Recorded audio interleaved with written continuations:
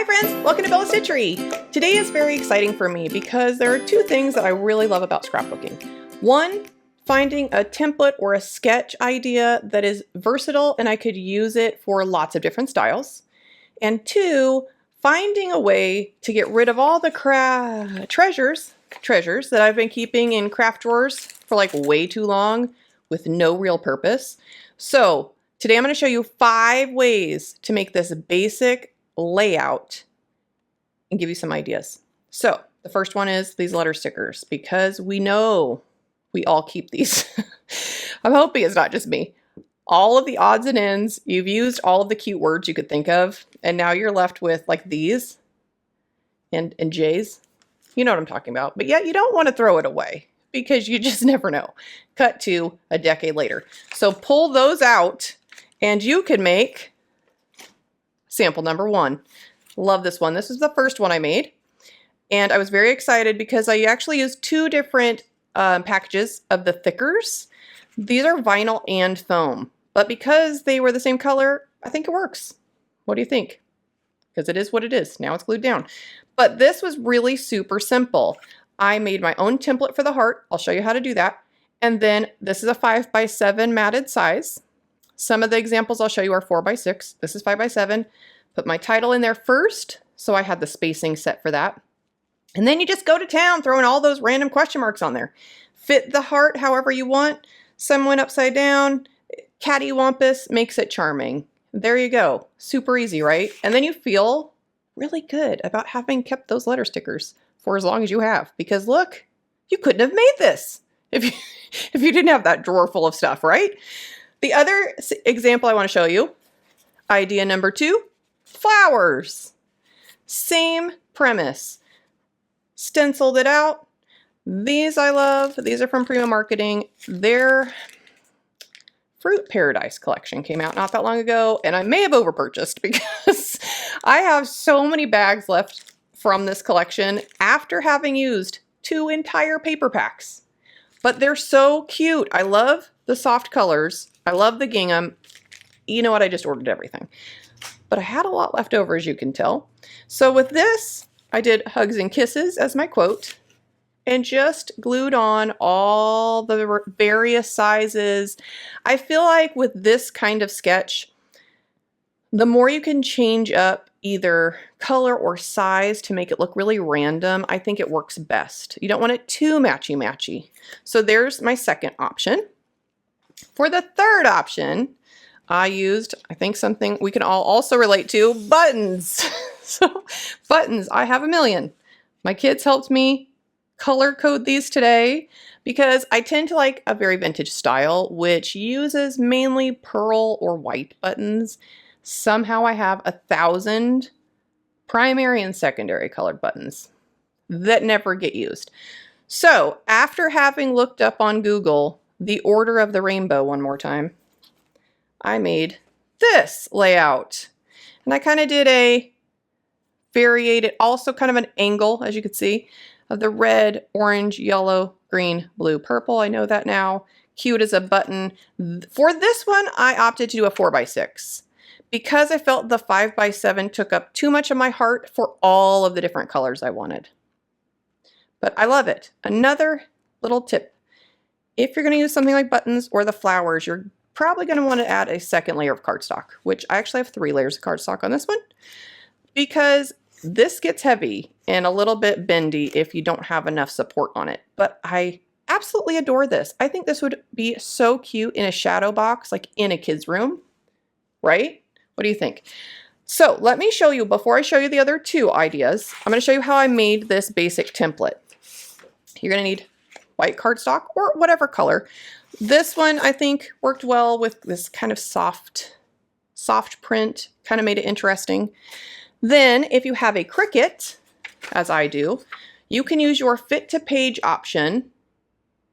This option will let the Cricut know you want this as big as possible. So you put your heart or your star, you can do any shape, fit to page, and it's gonna calculate how big it will fit. Another thing that I also use, just while we're talking about this, is the Autofill. I don't know if you've used this too.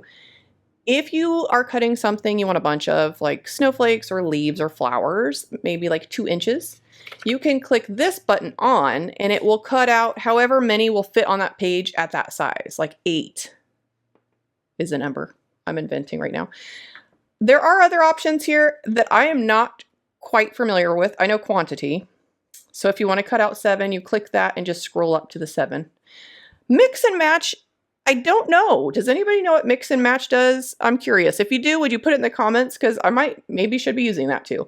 But I do know the fit to page works great. So you could do that. If you don't have a die cut machine, worry not. Hearts are super easy. So for my heart, in most of these actually just hand cut. You're going to take a 12 by 12 cardstock, fold it in half. This took me back to kindergarten days. And you're just going to hand cut a heart shape. Doesn't even have to be perfect.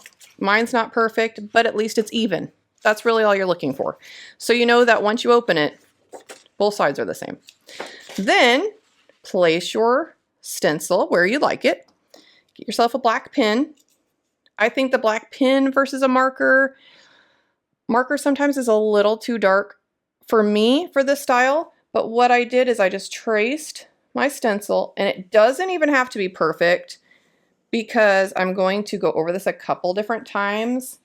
And I kind of like a rough kind of sketchy looking. I like sketchy things, you know?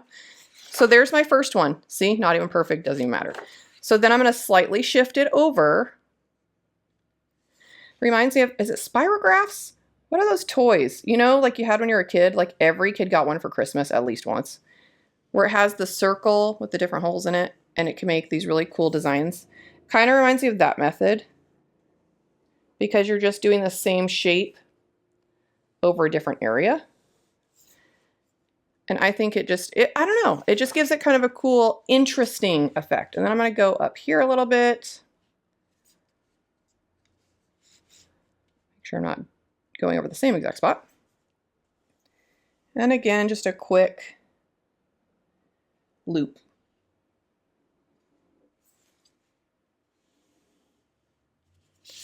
You can do that however many times you want, but I think it's super cute. And then your next step is going to be adding your photo mount.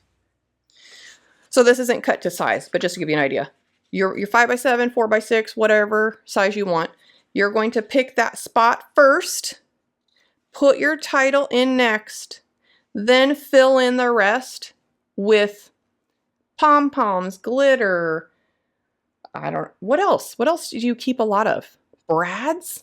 Oh my gosh, I have so many brads. The brads would take forever, so definitely put something like on Netflix because the buttons took a long time, but brads, you like push each one through.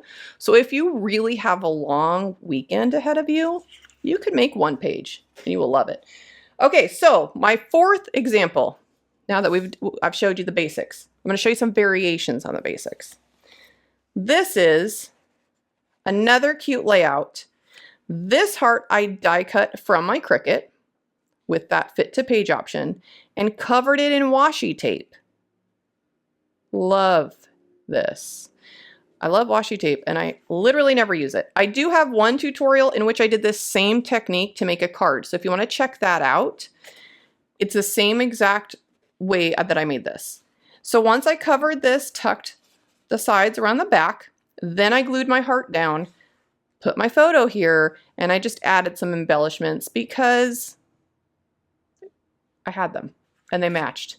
And I thought this kind of, with the unicorns, you need to go big. You know what I'm saying? There's no room for subtlety when there are unicorns. So that's that one. And then my last one I want to show you, even more of a variation, if you will, is a star shape. So again, does not have to be hearts. Stars would be great.